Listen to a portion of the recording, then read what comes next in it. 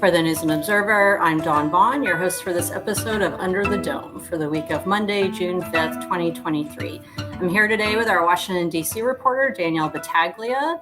North Carolina politicians managed to be the center of attention in the state capitol or the nation's capital, and the drama in Congress this week was no different. So we'll talk about state politics toward the end, but let's talk about the federal government and why North Carolinians in DC always are getting the attention. So Danielle, tell us the quick, what is the debt ceiling again? And why is North Carolina so important to it? So the debt, well, that's a convoluted mess to untangle. The debt ceiling is basically a self-imposed cap on spending, not self-imposed by us, but by Congress. So it's the cap on spending that we're basically not paying our bills like normal people, or maybe we are. So we are essentially, as an economist put it to me, we're paying our bills as if we're using a credit card for everything and just charging it up. And there's so much that we allow ourselves to spend outside of what we have. And there's a limit to that, which is, I want to say 34.1 million, but I've been up for 2 days straight and I'm not positive, not million, sorry, trillion. So that number might be slightly off, but it's around that. And that is the limit of what we can spend. So today is a very important day if you're listening on Monday, because today is the last day that America can pay its debts, or we would breach the debt ceiling, which would cause catastrophic economical impact, both on the national level, but internationally as well.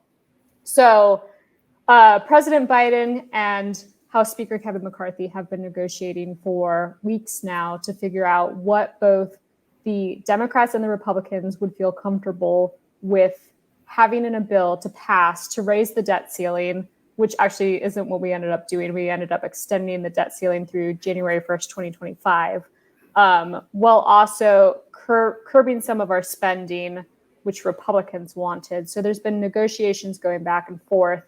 And Speaker McCarthy brought in Representative Patrick McHenry of North Carolina. He's from Denver, North Carolina, formerly known as Dry Ponds. And a little fun fact for you, because I know you love him. And he's been one of the lead negotiators in getting a bill together with the president and with House Speaker Kevin McCarthy, and also Representative Garrett Graves, who's a Republican from Louisiana. How did McHenry get to, why is he so important? And he's been, like, I feel like a lot higher on everyone's radar this year. He is.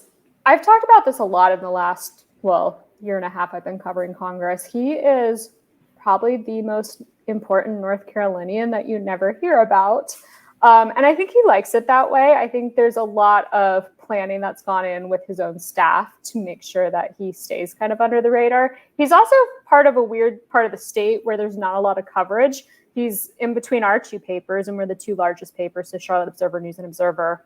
He's in between those two because he's in the Lincoln County area, and it's kind of almost a news desert out there. So there's not a lot of coverage of him, period. But also, he's just he started as a fiery politician and was told to tamper it down. And unlike other representatives we've had, like Mark Meadows or Madison Cawthorn, he actually learned from it. He tampered it down and decided to really focus on one topic that he could be successful in. And he is really nerdy about finance.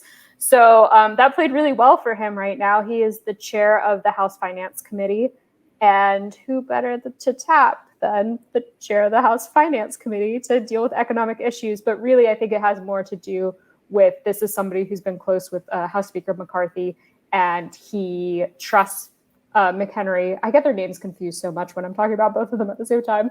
He trusts McHenry to help guide him in situations like this. We saw it when he was trying to get the speakership. McHenry was one of the whips trying to lead that battle. And so he tapped him again to help in this situation. And they've just had a long friendship going back through their years in Congress. So we're seeing that play out now. What has it been like this? Of course, people are listening Monday. We're recording this on Friday. Danielle has had a really long work week along with everyone else up on Capitol Hill, right? So what's it been like in the halls there? I saw some of your photos, video of what that's like with how national this is, but also how Yeah. local it is for us anyway. Right? Mm-hmm.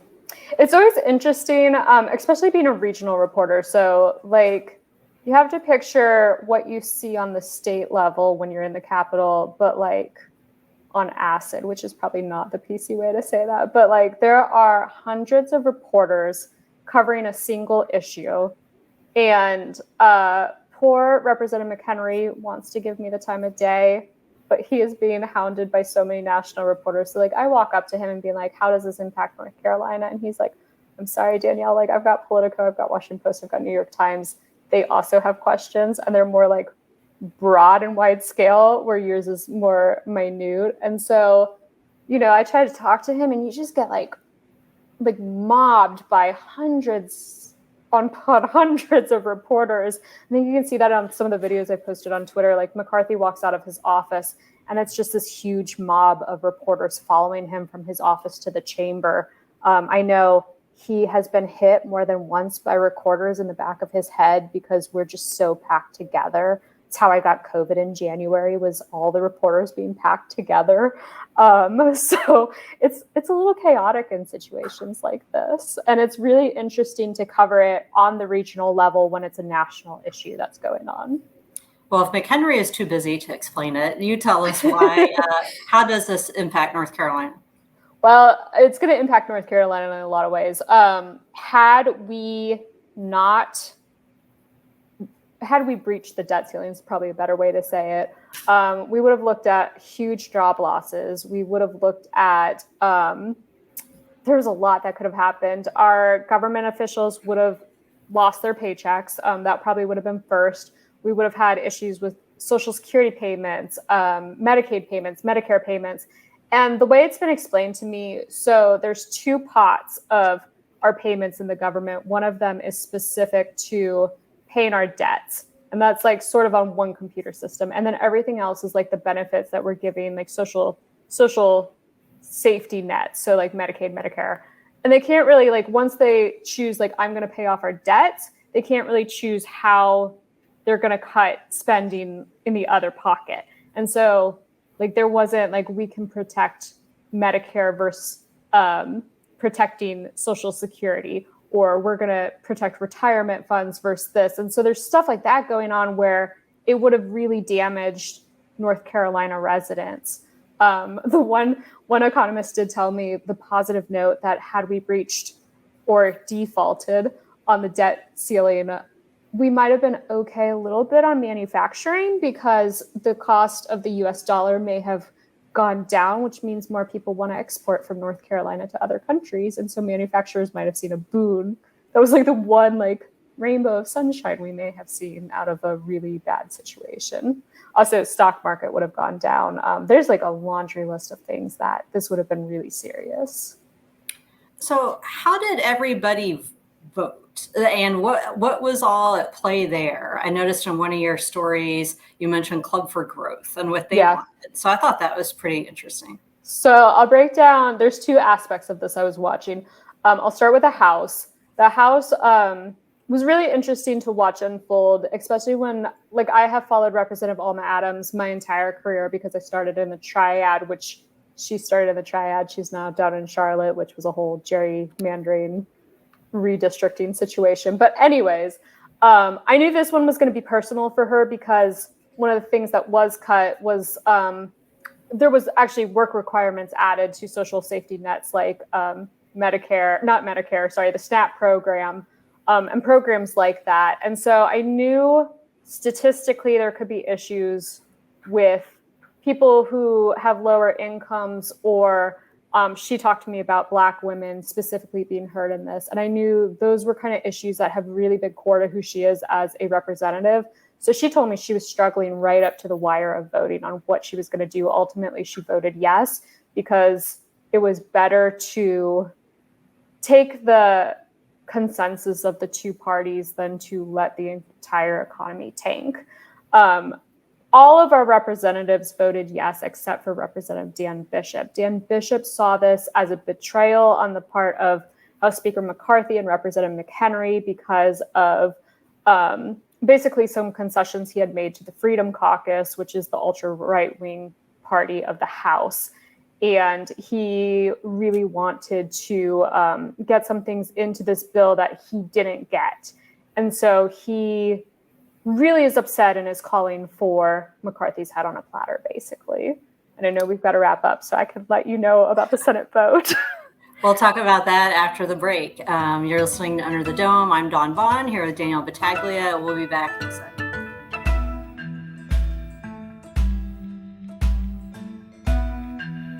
You're listening to Under the Dome. I'm News and Observer State Capitol Bureau Chief Dawn Vaughan here with our DC correspondent Danielle Battaglia. It's all federal debt ceiling drama on this episode so far. Before the break, we were talking about a little bit more about the House, but let's talk about the Senate votes and then also what's coming up this week. Okay, so with the Senate, I was really fascinated by Representative Bishop's vote over in the House because he's part of the Freedom Caucus.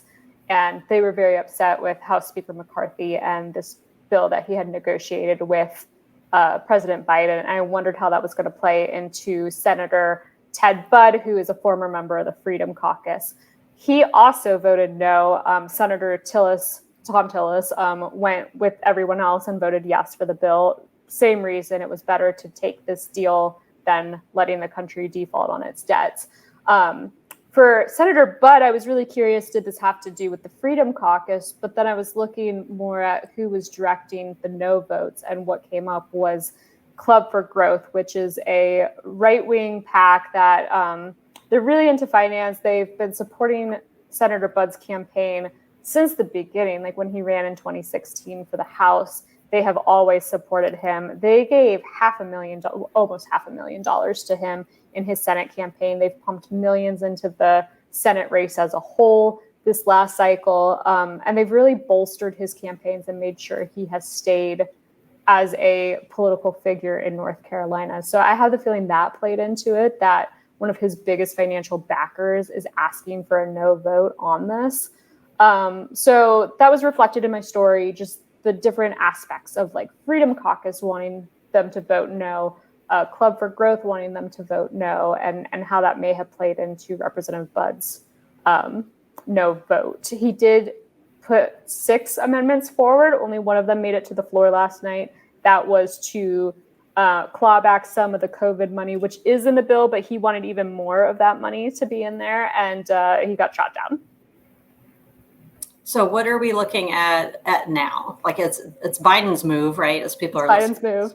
Yeah. So the bill, we're going to have this posted Monday. The bill has to be signed by Monday or we will not be able to pay our debt. So I'm expecting sometime over the weekend, President Biden will be signing this bill. Probably before this comes out, we'll see that signed into law. And then I think going forward, we're going to have to be looking at Representative Dan Bishop and where he goes from here. He has gone as far as saying that we need to revoke House Speaker McCarthy as House Speaker. And so everyone's really curious, is he going to make that motion? Is it going to be somebody else? Does he have the support to do it? People are really rallying around McCarthy, McHenry, Graves, and Biden right now for essentially saving our economy. And so there's some talk that it would be suicidal at this point for his career to make that motion, but he is very angry. So that's on my list to watch. And I know there is a lot of craziness going on in North Carolina. So tell me what we need to be paying attention to down there. Yeah, we're at the fun time of session where, fun. When there are surprises on the floor in committee. Crossover is, this sort of made up, like one of your bills has to pass it, or your bill has to pass one of the chambers for it to be considered. But there's also this committee substitute thing where there's surprises. And we're at that point in the session now because it's already June. And if they are actually done at the end of the fiscal year, they're going to cram in a lot of stuff. There's this whole dance every year about, are you actually going to be done June 30th? Are you going to be done early? And the budget is like a big thing still, but not the way it was in the past. And there is the option of that they go home 4th of July week and come back. They'll come back later this year, either late summer or in the fall for redistricting anyway. So there's sort of this momentum of, what the Republican supermajority priorities are. You better hurry up and get those out. But if you don't finish it in time, you can, try it again. They've done a lot of the big stuff. There's some little stuff left and sort of loose ends. So coming up this week, as of what Speaker Moore told us at the end of the week, the sports betting bill will have the final House votes. They just have to concur. And after some discussion, if maybe the House would hold it up by adding other gambling stuff, that's not going to happen anymore. So it'll just be up, down votes on that. And then that goes to Cooper, who has already indicated that he would support it overall. Of course, there's the details and everything, but there doesn't seem to be any poison pills in the bill. And the tax rate is actually higher that the Senate wanted than the House, which I thought was interesting because usually the Senate likes lower taxes, but he wants Senate Leader Berger, who runs the show over there, wants 18% tax, where the House had wanted a lower amount. So it could end up being a lot of new tax revenue for the state, depending on how this pans out. So that's coming up this week. There's the elections bill that was filed a few days ago. The Senate version's out. So that's kind of this omnibus of a variety pack of things. So that'll dominate a lot of the conversation this week. Other things that have gone into conference are a bill that I've been covering that would take some powers away, theoretically from Cooper, but actually whoever the next governor is. So it's Republicans in the past have wanted to do things as a result of Cooper's COVID response and wanting more concurrence from the rest of the Council of State, which of course has several Republicans on it. After 2024, it's going to be different people.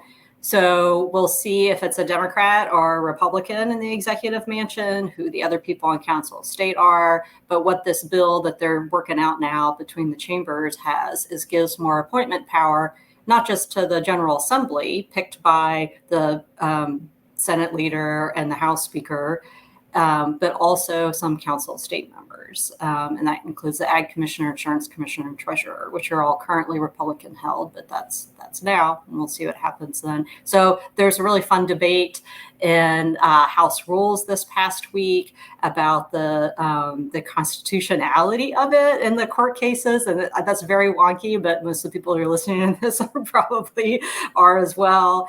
So it'll be interesting to see how that pans out with the courts and the Supreme Court. And, Speaker Moore quipped that, there'll be plenty of work for lawyers over this. So I saw that. Yeah. And the building's full of lawyers, so including him and Berger. So we'll see how that goes.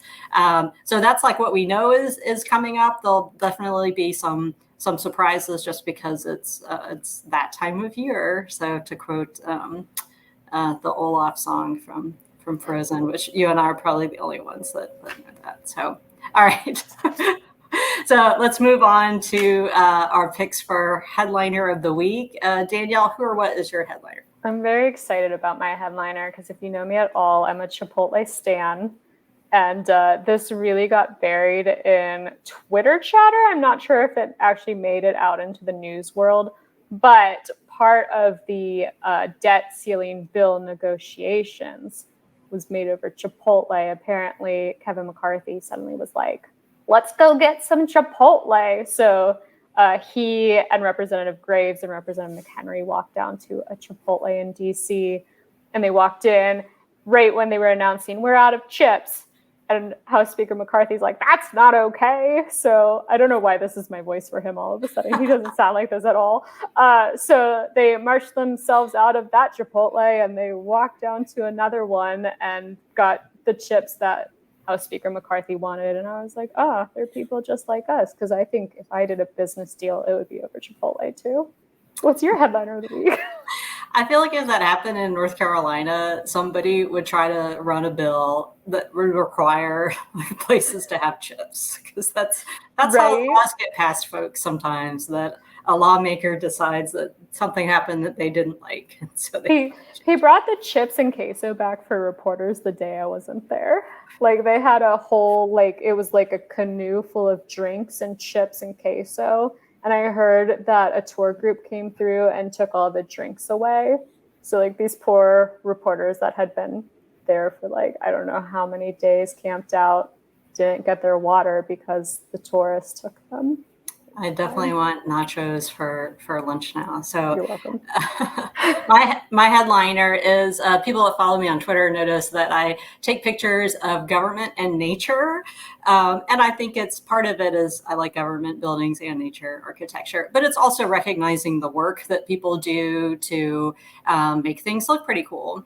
And so my shout out this week are the gubernatorial grounds workers, because I noticed outside the executive mansion the other day, all of the work that they were doing, hedging, planting, and everything else going on. And it really looks nice. And it's kind of a way under the radar job in state government, but it's nice, and I notice it, and I imagine other people do. And then also a side shout out to Sadie the Dalmatian, one of the first dogs, who's technically the head groundsperson's dog, but occasionally I'll see Sadie the Dalmatian out there when I'm going by the mansion. So shout out to all the beautification efforts of people in government.